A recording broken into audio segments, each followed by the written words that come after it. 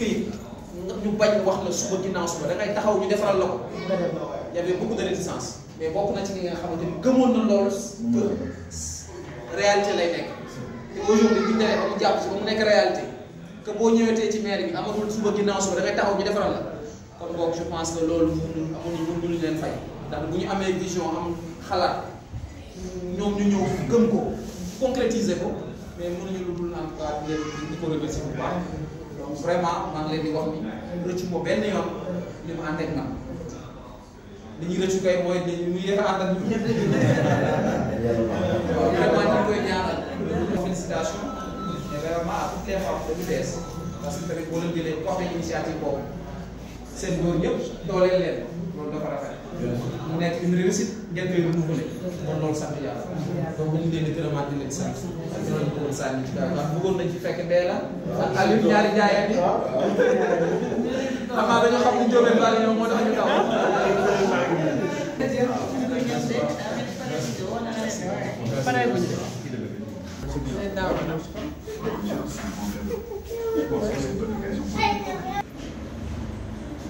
Voilà, monsieur le maire, vous êtes venu rendre visite à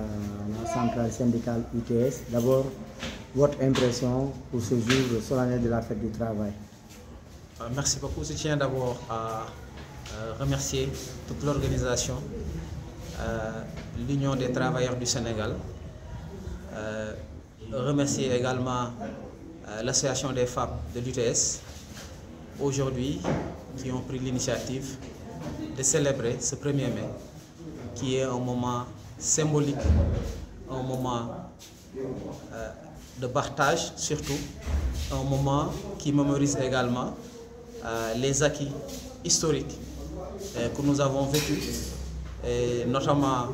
le point culminant, on a l'habitude de dire en 1886, avec la limitation de la durée du travail à 8 heures de temps, suite à une longue revendication et qui est caractérisée également par l'incident qui est arrivé au niveau de Chicago, au niveau de High Market Square en 1886, qui s'est soldé malheureusement à plusieurs morts et plus d'une centaine de blessés. Donc aujourd'hui, si on revient actuellement célébrer encore une fois le 1er mai, c'est l'opportunité, effectivement, entre employés et employeurs de discuter autour des conditions du travail, mais également de discuter par rapport aux revendications sociales pour une amélioration tout simplement des conditions. Donc aujourd'hui, certes, je n'ai pas participé voilà, donc, depuis le début, parce que depuis ce matin, on est en train de faire le tour de la commune. Vous pouvez mesurer effectivement aujourd'hui ce qui nous anime pour venir ici célébrer avec vous, avec l'UTS, avec les femmes de l'UTS, le 1er mai. Alors justement, dans le cadre de la RSE, on sait qu'ici à Pékin Ouest, il y a beaucoup d'institutions de microfinance, des banques, d'autres sociétés. Alors comment comptez-vous quand même collaborer avec ces gens pour résorber l'épineuse question de l'emploi des jeunes qui aujourd'hui tarotent les esprits des populations? Alors merci pour la question. Je pense que c'est une question très pertinente, une question d'actualité. Comme vous le savez, au niveau du Sénégal, nous avons une population très jeune. Près de 70% de la population est jeune. Et par ricochet, on peut sous-tendre le besoin en termes d'emploi. Et effectivement, en tant que municipalité, nous avons le devoir tout simplement d'accompagner ces jeunes-là dans le but de leur trouver ou bien de faciliter les canaux qui leur permettent de trouver de l'emploi. Tout en précisant effectivement que ce n'est pas un rôle primaire d'un maire de trouver de l'emploi pour sa population, mais je pense qu'il y a une portion de facilitation, de favoriser l'accès à l'emploi. Mais également le peu de l'emploi que le maire a à travers l'organisation municipale, à travers également les projets que nous avons entamé et que nous allons mettre en place, tant soit peu apporter notre contribution à l'emploi des jeunes aujourd'hui, qui est une revendication populaire.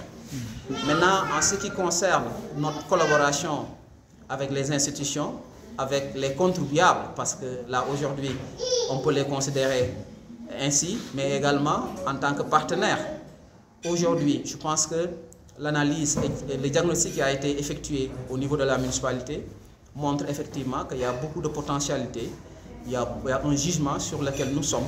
notamment en termes de recouvrement fiscal d'abord, qui est une autre priorité. Parce que si on parle de responsabilité sociétale d'entreprise, c'est une bonne chose, mais ce qui est primaire, c'est surtout ce qui est un droit, ce qui doit être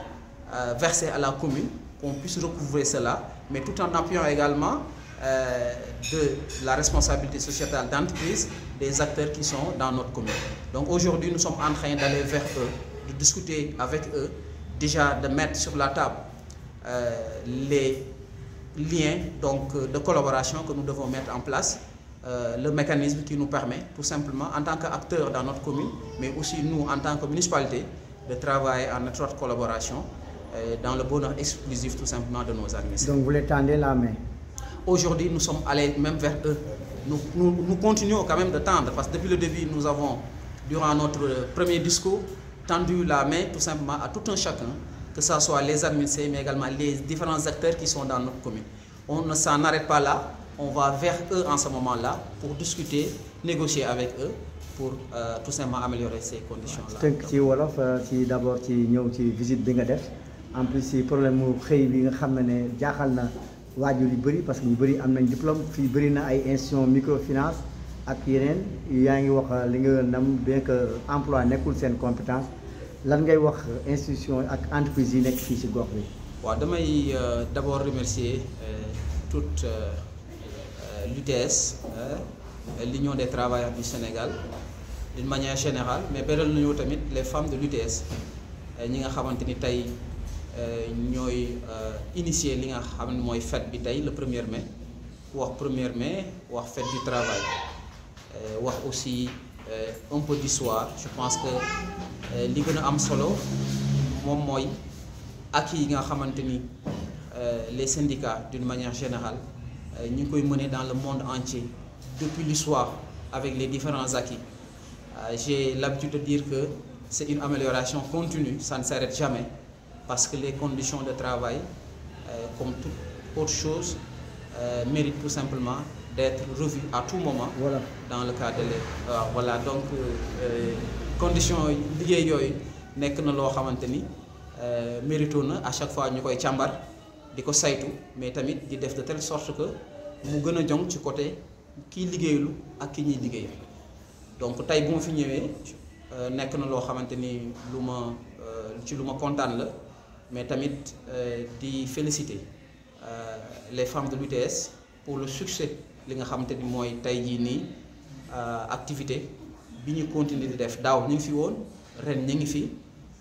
donc kon dañuy sant yàlla bi ñu ko fekkee te di leen ñaanal aussi que ñu continuer ensemble sax laay wax ñu continuer di ko célébrer ensemble te bu ñëw aussi gën a kawe bi nga xamante ni mooy weesu. Emploi bi je pense que wax naa ci léegi li ma ci tënk mooy emploi bi il faut que ñu mettre ko dans son contexte. Mooy ci Sénégal boo ñëwee nga xool bu dee fukk lañ juróom-ñaari ay jeunes lañ, c'est-à-dire ndaw ñu ñëw ci ëpp te ku ni ndaw xam ay besoins te bi ci gën a jàmp mooy jàng ba pare am xam-xam mais jóge fa aussi dem liggéey te liggéey boobu yaakaar naa aujourd'hui mooy poser problème. Donc liñ ciy wax en tant que municipalité mooy ñu def de telle sorte que ñu faciliter, parce que boo dee xool demande bi dans la ci suñu gox bari na trop. Am na ci loo xamante ni suñu responsabilité la te loolu tàmbali nañ ko depuis, mooy nan la ñuy def ba faciliter ñu yombal ndaw ñi ci ñu mën a accéder ci mën a am liggéey. Dëgg la amuñu ay emploi yoo xamante ni dañ koy jël di ko joxe wala ba buñ ko amee lu néew la, waaye li gën a am solo mooy ñu faciliter de telle sorte que ñoom ñu mën a accéder ci liggéey boobu. Te loolu buñ ko waxee yaakaar naa li commencé si ñun mooy équipe bi ñu am muy équipe municipale bi muy projet yi ñu am te nga xamante ni day soxla des ressources humaines ñu mën a def de telle sorte que mu mën a nekk emploi dëgg la du mën a faj lépp